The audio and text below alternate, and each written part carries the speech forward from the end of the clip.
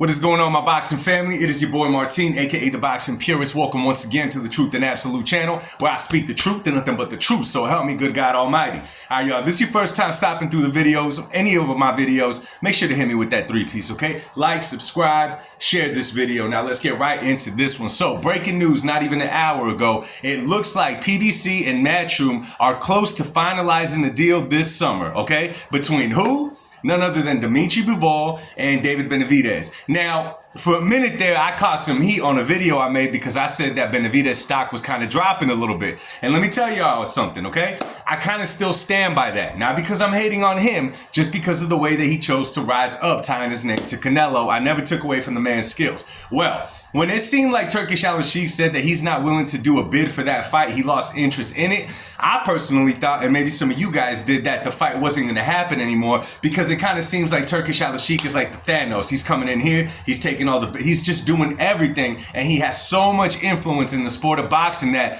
when a fight is being made and Turk's name is not involved in it, we're almost thinking if Turkey wants to change, it's going to change. He has the pocketbook, he has a whole country behind him with the huge pocketbook, and he has a high influence right now on various boxers. And the demand for the trilogy fight between Dmitry Bivol and Bivolbenavidez is pretty high if you ask me, and if you ask a lot of other people. Well, it looks like Jive Turkey caught cold turkey because PBC and Matchroom straight up said, no, we're going to make this fight. And now it's kind of looking like we're going to get, or at least they're close to finalizing a deal between Dmitry Bivol and Bivolbenavidez. I'm sure it's going to be sometime, I'm not sure, sometime this summer. You know what I mean? At least 3 months from now, 4 months from now, or whatever. And it's probably going to be here in the States. Now, I'm excited for this fight. And you know what? When you really think about it, it's a perfect time for Bivol to take this fight. For Bivolbenavidez, in some ways, yes, in some way, no. See, after Benavidez's last fight against David Morrell, where he got the clean victory against David Morrell, there was still some, you know, you could see he's still getting used to 175.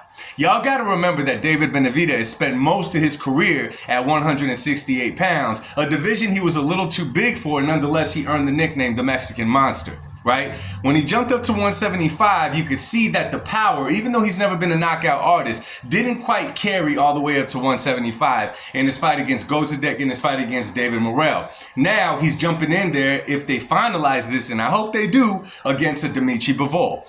I had said in the past, and I still stand by, I think that David should have taken at least one more fight at 175. I think that it would have been great for him to fight a Callum Smith, a Buatsi, Anthony Yarde. There's other fights that he could have taken at 175 to get further used to that weight class and further sharpen his skills in that weight class when he's facing guys that are bigger than what he is normally used to facing.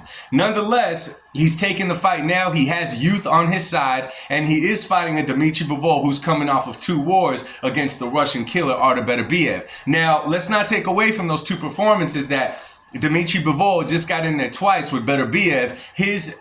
I'm sure that his confidence is flying sky high right now. He dethroned the man that was the real tank, the real killer in the sport of boxing, especially at 175. As of right now, Dmitry Bivol feels that he could beat anybody. Let's not forget that he also pitched pretty much near a shutout against Canelo Alvarez a few years back. Of course, that's a topic for a different story. Nonetheless, he beat 2 juggernauts in the sport of boxing. He feels like he could beat anybody. And guess what?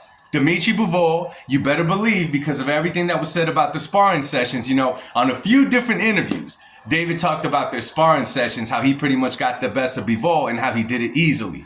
Now, there's a video out there of a dude saying that he saw Bivol drop Benavidez with a jab. Then he went and countered his argument and said that it was Benavidez that dropped Bivol with a jab. Nonetheless, the two have history, and I'm sure that Dmitry Bivol wants to get in there and show Bivolbenavidez, the younger lion, that sparring and being in the professional ring are 2 different things.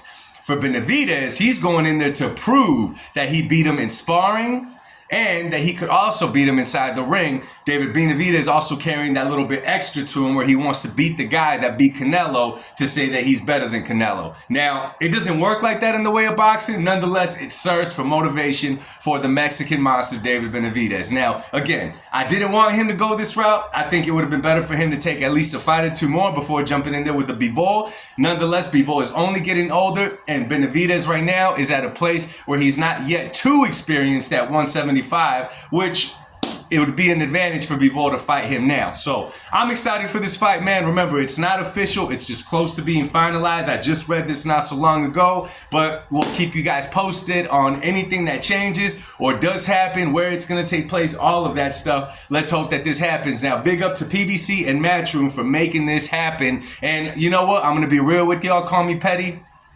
I'm a fan of Jive Turkey to an extent because of the fights he's given us, but I'm kind of happy that these two guys, that these two teams pretty much went the other way and didn't involve Jive Turkey. We'll see what comes from that. So let me know what y'all think in the comments section. I'll speak to y'all real soon. Much love and God bless y'all and peace.